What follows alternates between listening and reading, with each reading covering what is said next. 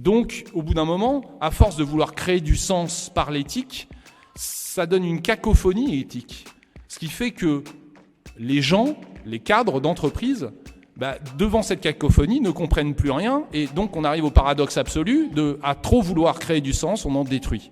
Et quand les gens n'ont plus de sens, ils sont démotivés et ils partent. Et ils reviennent, on voit des profils hyper capés, devenir céramistes, devenir couvreurs, devenir bouchers. Et pourquoi ? Parce que finalement, ils font des choses concrètes et ils deviennent acteurs de leur vie professionnelle. Donc ça, c'est quelque chose qu'on a pu constater. On a fait 450 interviews, on a été voir beaucoup d'experts. Et c'est pour ça qu'on a créé justement ce magazine qui est aujourd'hui en kiosque. Parler de l'anomie, l'anomie, c'est-à-dire cette perte de sens, de repère, avec un travail qui humilie, qui détruit la personnalité des gens, c'est ce que tu as dit, qui sont obligés de travailler non pas pour vivre, mais pour survivre, et qui sont très mal à l'aise dans le travail qu'ils accomplissent et qui perdent même le sens même de leur propre existence et de leur propre dignité. Alors j'ai revu Les temps modernes de Charlot, là aussi où on voit ce travail qui est aliénant. J'ai relu Hannah Arendt et toutes sortes de Gramsci aussi, qui a beaucoup écrit là-dessus, ainsi que d'autres, Marx, etc. Bon, autant vous dire que je n'ai rien retenu, c'était trop compliqué pour moi. Et je me suis posé une question, je me suis dit, mais la notion de travail et de quête de sens, quand est-ce qu'elle prend sa dimension la plus importante et la plus historique ? Tu as parlé de religion et d'histoire.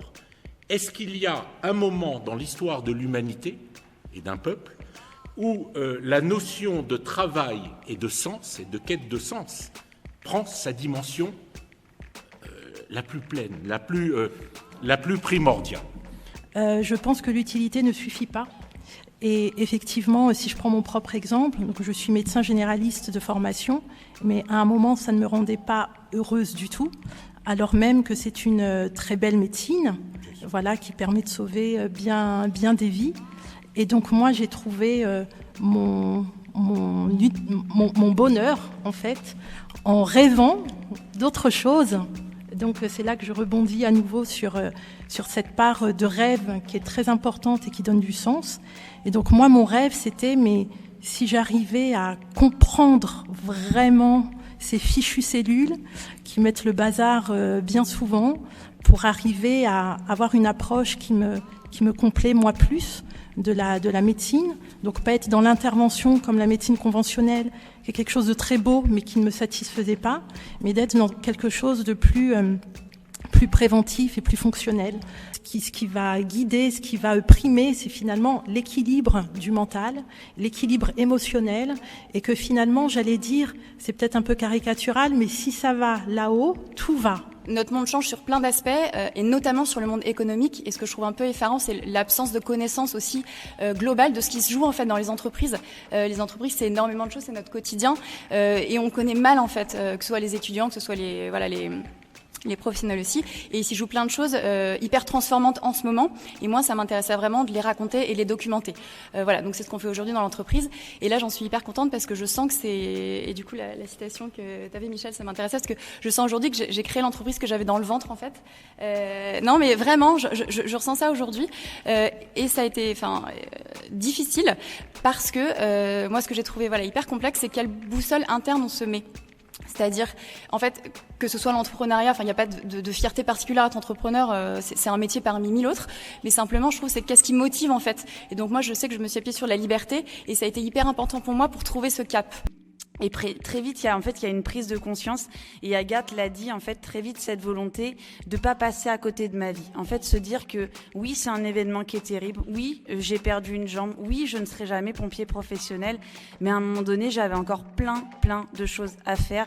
Et il me restait une chose unique dans la vie qui était cette capacité de continuer à rêver, à avoir de l'ambition, à pouvoir mener des choses, à être aimé, fonder une famille. Enfin voilà.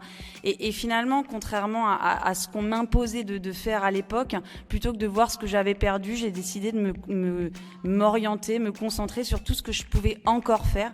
Et oui, c'était une vie totalement différente de celle que j'avais imaginée, de celle que j'avais rêvée, mais j'avais encore la possibilité et l'entourage pour faire en sorte que ma vie, en fait, elle soit belle. Donc c'est vraiment avec cette quête de sens, tout simplement d'être heureuse, de vivre la vie pleinement, que je me suis relancée. Pour faire court, cette première société qui s'appelle Artist,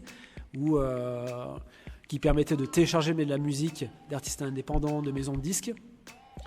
Pour faire très court, en 7 ans, j'ai tout connu, les bonnes choses, des recrutements, des licenciements, une crise économique de 2008 qui a été absolument effroyable pour moi, donc licenciement de quasiment toute la société. Et à ce moment-là, je me suis dit, je croyais toujours en ma vision que le monde de la vidéo sur Internet pouvait être un game changer, comme on dit dans les sociétés technologiques. Mais le marché de la musique, très compliqué. Donc là, je me suis dit, je vais sortir de ce milieu de la musique pour appliquer mon approche de la vidéo pour monétiser des choses sur Internet, et pour autre chose, comme des photos, comme la presse. Et c'est là où j'ai démarré Tids avec des associés. Donc c'est ma deuxième société en 2010. Et là, ça a marché instantanément, très bien.